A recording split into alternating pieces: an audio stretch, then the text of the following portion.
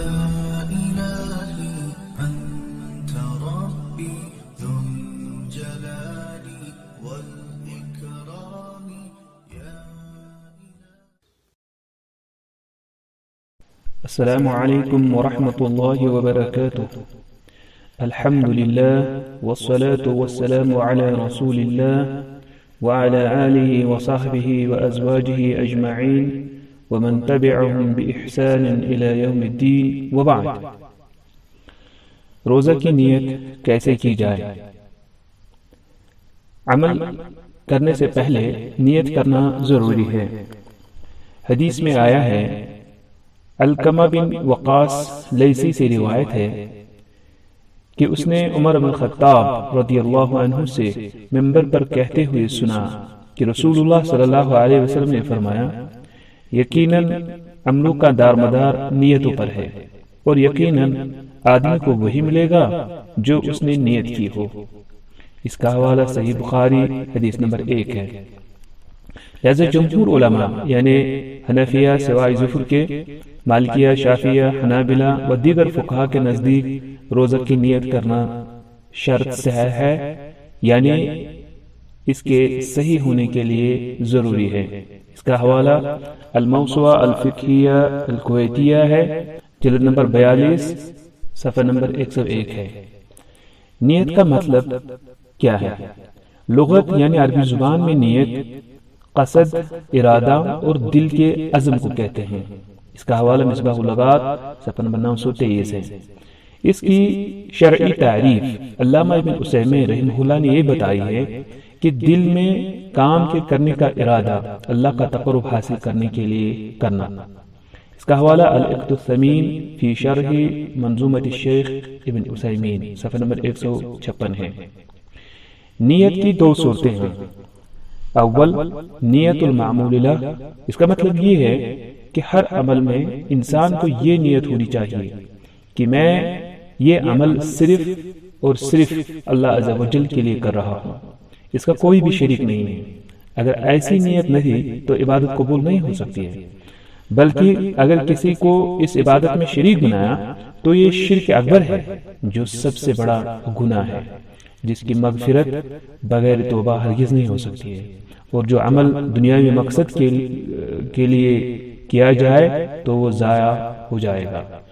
2، نیت العمل والتعیین، یعنی نیت کرتے وقت دل میں یہ ارادہ کرنا کہ میں کیا کر رہا ہوں، اور اس عمل کو دوسرے عمل سے منفرد سمجھنا، کیونکہ اعمال کی کئی اقسام ہوتی ہیں۔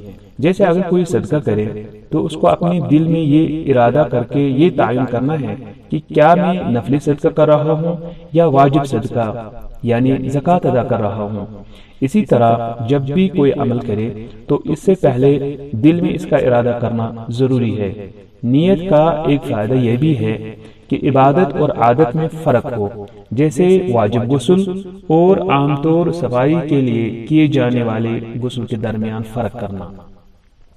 نیت کرنے کے وقت زبان سے الفاظ ادا کرنے کا مسئلہ، علامہ ابن باز رحمہ اللہ نے کہا، نماز، حج، روزہ اور باقی سب عبادات میں نیت دل سے کی جائے اور زبان سے اس کے الفاظ ادا کرنا جائز نہیں ہے۔ اس کا حوالہ فتاوی نورون علی الدرب جلد نمبر 5 صفحہ نمبر 78 ہے۔ سعودی دائمی فتویٰ کمیٹی نے بھی کہا ہے کہ زبان سے نیت کے الفاظ ادا کرنا بدعت ہے، اس کی کوئی بھی دلیل موجود نہیں ہے۔ اس کا حوالہ فتاوی اللجنہ دائمہ جلد 9 صفحہ نمبر 147 ہے۔ علامہ ابن عثیمین رحمہ اللہ نے کہا، روزہ اور دیگر تمام عبادات میں زبان سے نیت کے الفاظ ادا کرنا بدعت ہے۔ اس کا حوالہ فتاوی نور علی الدرب فتاوی الصوم ہے۔ امام البانی رحمہ اللہ نے بھی زبان سے نیت کے الفاظ کہنے کو بدعت قرار دیا ہے۔ اس کا حوالہ دروس الالبانی کتاب الصوم مسئلہ نمبر 6 ہے۔ یہاں پر یہ بھی بتاتے چلتا ہوں کہ حنفیہ کی فتاوی عالمگیری میں لکھا ہے، نیت کا مقام دل ہے کہ اس طرح روزہ رکھے گا۔ اسی طرح الخلاصہ اور محیط السرخسی میں بھی ہے، اور سنت یہ ہے کہ نیت کے الفاظ بھی ادا کیے جائیں۔ اسی طرح النحر الفائق میں ہے، پھر آگے لکھا ہے اور رمضان میں سحری کھانا بھی نیت ہے، ایسا ہی نجم الدین نصفی نے کہا ہے۔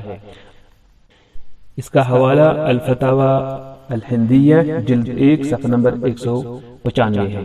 علامہ ابن نجیم حنفی رحمہ اللہ نے کہا کہ دل کی نیت کے ساتھ زبان سے الفاظ ادا کرنا کسی عبادت میں شرط نہیں ہے۔ آگے کہا اور فتح القدیر میں ہے کہ کسی بھی صحیح یا ضعیف حدیث سے نبی صلی اللہ علیہ وسلم سے زبان سے نیت کے الفاظ ادا کرنا ثابت نہیں ہے۔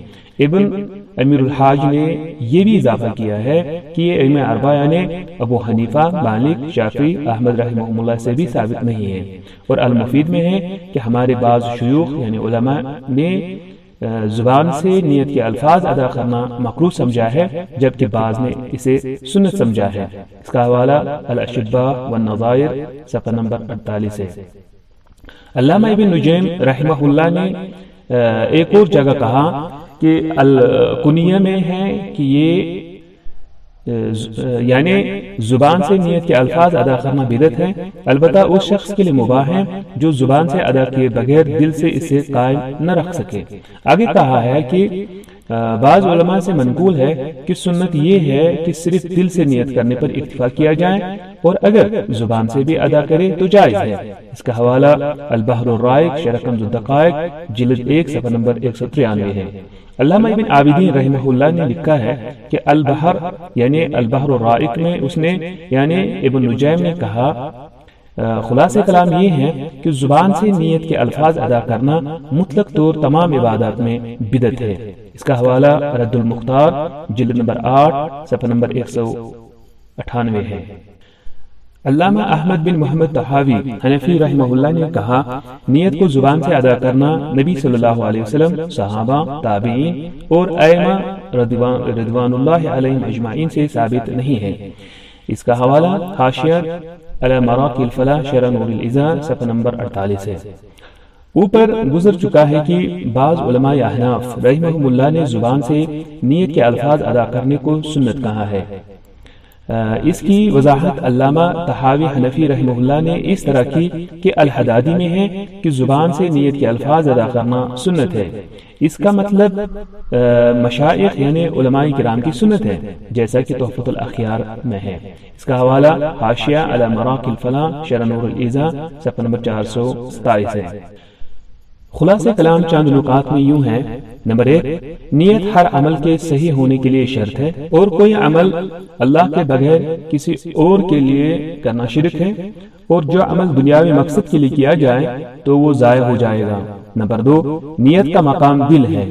نمبر 3، زبان سے نیت کے الفاظ ادا کرنا بدعت ہے، یہ نبی صلی اللہ علیہ وسلم اور صحابہ رضی اللہ عنہم سے ثابت نہیں ہے، اور بعض علماء احناف نے بھی ایسا ہی کہا ہے۔ نمبر 4، سب علماء کا اتفاق ہے کہ کسی بھی عمل کے لیے زبان سے نیت کے الفاظ ادا کرنا شرط نہیں ہے۔ اس کا مطلب یہ ہوا کہ جو صرف دل سے ارادہ کرے تو اس کا روزہ درست ہے۔ نمبر 5، جن بعض حنفی علماء نے زبان سے نیت کے الفاظ ادا کرنے کو سنت کہا ہے تو اس کی وضاحت علامہ طحاوی حنفی نے کی ہے کہ یہ مشائخ کی سنت ہے۔ آخر پر اللہ سے دعا ہے کہ مجھے اور سامعین اور سب مسلمانوں کو رمضان کے روزے رکھنے کی توفیق عطا کرے اور پھر شرف قبولیت سے نوازے، آمین۔